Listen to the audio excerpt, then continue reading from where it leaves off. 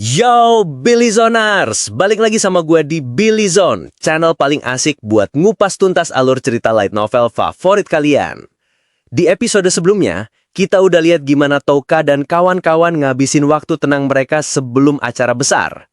Nah, di episode kali ini, kita bakal masuk ke volume 10 bab 2. Momen yang ditunggu-tunggu akhirnya tiba. Upacara penandatanganan aliansi antara Kekaisaran Mira dan negara di ujung dunia. Gimana jalannya upacara penting ini, dan penampilan spesial apa yang bakal bikin semua mata tertuju. Tapi, bukan cuma itu Billy Zoners. Di tengah semua kemegahan ini, bakal ada satu interaksi kecil yang kelihatannya sepele, tapi punya arti yang sangat besar. Sebuah interaksi antara Kashima Kobato dan Lord of the Flies yang bakal mulai ngebuka salah satu rahasia terbesar di seri ini. Siap-siap ya, karena ini bakal jadi episode yang penuh dengan kemegahan, momen manis, dan persiapan buat intrik politik selanjutnya. Jangan lupa, klik like, subscribe, dan nyalain loncengnya ya. Langsung aja kita masuk ke ceritanya.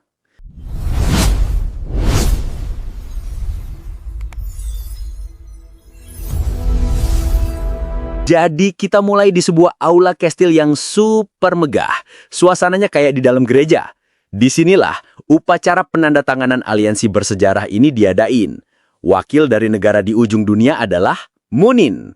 Dia tampil dengan sangat percaya diri, bahkan sempat ngelebarin sayap hitamnya, nunjukin dengan bangga identitasnya. Dia dan Kaisar Jin pun menandatangani perjanjian itu.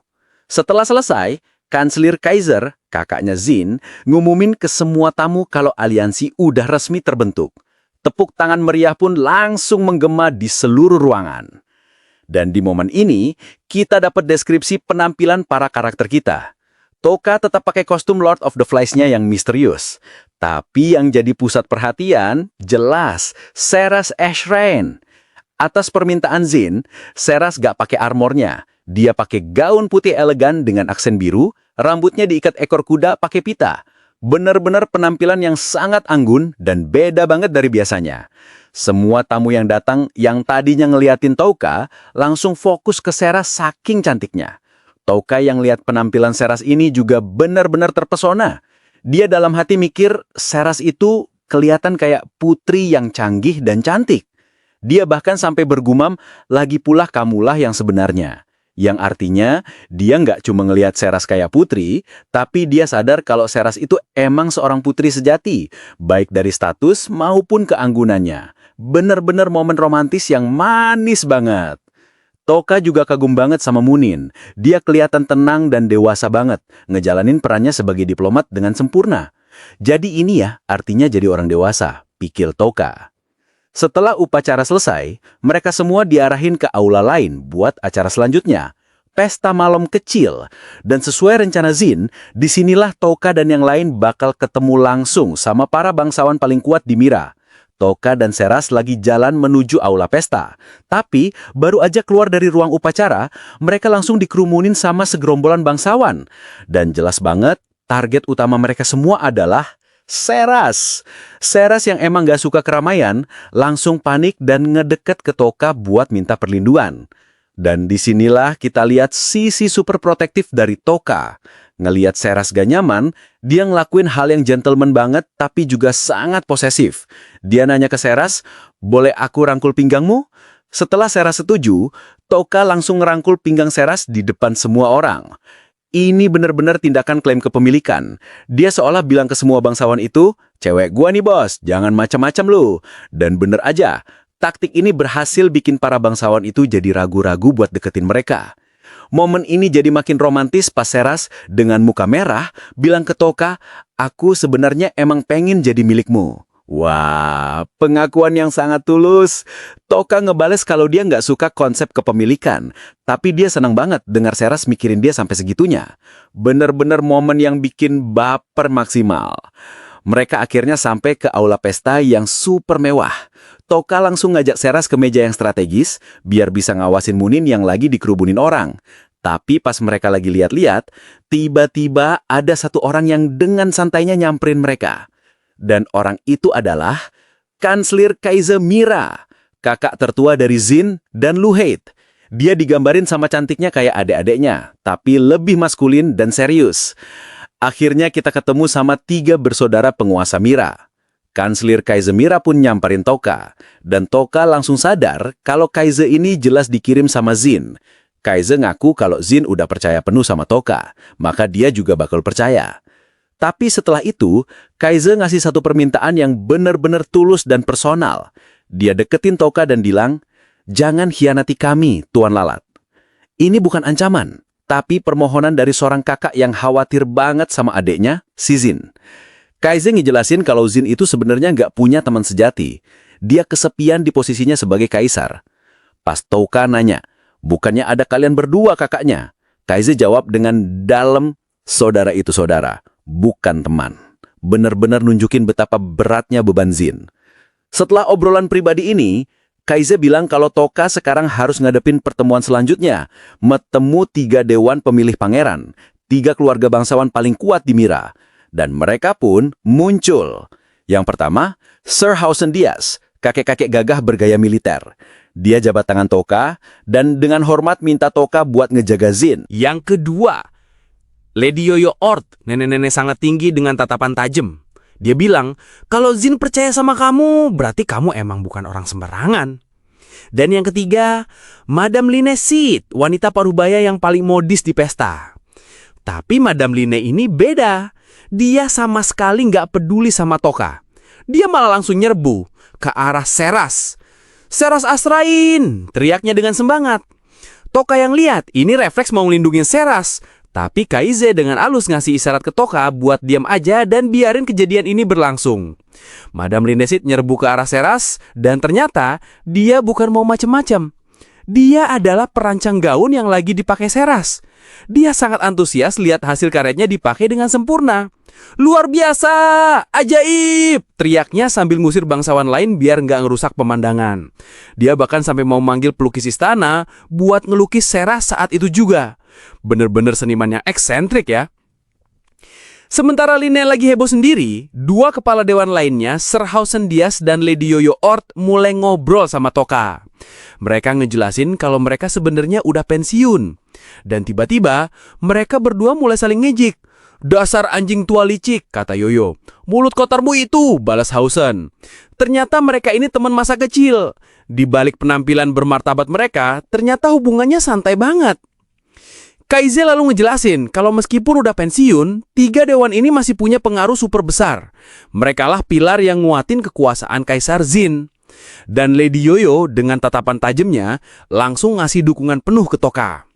"Kalau Jin percaya sama kamu, kami juga percaya," katanya. Ini artinya, aliansi mereka sekarang udah dapat restu dari faksi terkuat di Mira. Toka yang lihat ini langsung ngeluarin pujian mautnya. Dia bilang, "Sekarang aku ngerti kenapa Kaisar berani perang. Soalnya Mira nggak cuma punya dia, tapi juga punya kalian semua yang luar biasa." Pujian ini langsung bikin Hausen senang. Dan disinilah mereka ngebongkar peran mereka yang sebenarnya. Ternyata, 3 dewan ini bukan cuma pendukung, tapi juga penjaga integritas kekaisaran. Mereka punya kekuatan buat narik dukungan dari kaisar kalau mereka nganggap si kaisar itu busuk. Mereka adalah sistem check and balance di Mira. Setelah dengar semua itu, Toka nanya pertanyaan terakhir yang tajam banget. "Apa kalian nggak nganggap aku ini mencurigakan?" Dan Lady Yoyo dengan jujur ngejawab, "Tentu saja iya." Tapi dia nambahin, dalam perang, mereka butuh semua alat yang bisa dipakai. Bahkan kalau itu racun sekalipun, sambil ngelirik ke Toka. Benar-benar pragmatis. Gimana Billy Joners? Benar-benar episode yang dalam banget ya. Kita jadi tahu kepribadian dari 3 kepala dewan paling kuat di Mira. Dari yang seniman eksentrik, sampai duo kakek nenek teman masa kecil yang sangat bijaksana. Dan yang paling penting, kita jadi ngerti soal sistem politik di Mira yang ternyata kuat banget. Ada 3 dewan yang jadi penjaga biar kekaisaran gak jadi korup. Gak heran kalau negara mereka bisa sekuat ini. Toka benar-benar berhasil di episode ini. Dia nggak cuma ketemu, tapi juga berhasil dapat rasa hormat dan dukungan penuh dari 3 faksi terkuat di Mira. Kemenangan diplomatik yang luar biasa. Jadi, kita lanjut dari momen di mana 3 dewan udah ngasih restu ke Toka. Setelah itu, obrolan mereka jadi lebih santai. Hausen Diaz dan Yoyo Ort balik lagi ke mode teman masa kecil dan saling ngejekin soal performa pasukan mereka pas serangan kemarin. Ini nunjukin betapa deketnya hubungan mereka. Dan disinilah kita dapat pandangan menarik dari Sir Hausen. Dia ngaku, meskipun dia nerima Toka, dia sebenarnya lebih khawatir kalau Ikusaba Asagi ada di pihak mereka. Kenapa? Soalnya dia ngerasa nggak bisa sama sekali ngebaca cara pikir Asagi yang aneh. Dia juga ngerasa kalau Kaisar Jin itu lebih suka sama Toka daripada Asagi. Benar-benar analisis yang dalam dari seorang veteran. Gak lama, yang diomongin pun datang. Kelompoknya Asagi masuk ke aula pesta. Asagi dengan gaya hebohnya langsung teriak-teriak lihat makanan. Nunjukin lagi kepribadiannya yang eksentrik. Setelah itu, Toka mulai ngejalanin rencananya. Dia sengaja ngobrol akrab sama Kaisar Jin di depan umum buat nunjukin ke semua orang kalau mereka tuh deket. Terus dia nyari pojokan dan masang muka jangan ganggu buat ngamatin situasi. Dia juga udah ngatur biar Seras dan Munin duduk semeja sama 3 dewan dan kanselir Kaize. Jadi mereka aman. Tapi meskipun Toka udah masang aura jangan ganggu, ada satu orang yang nekat nyamperin dia. Dan orang itu adalah Kashima Kobato. Kobato dengan muka super gugup tapi penuh tekad akhirnya ngadepin Toka. Dan pertanyaannya bener-bener tulus dan bikin nyesek. Dia nanya soal Ayaka Sogoa. Dia tahu Toka ketemu Ayaka di Benteng Putih. Dia pengen banget tahu kabar Ayaka soalnya dia udah kangen dan khawatir banget. Di jauhan, kita bisa lihat Asagi lagi ngamatin mereka.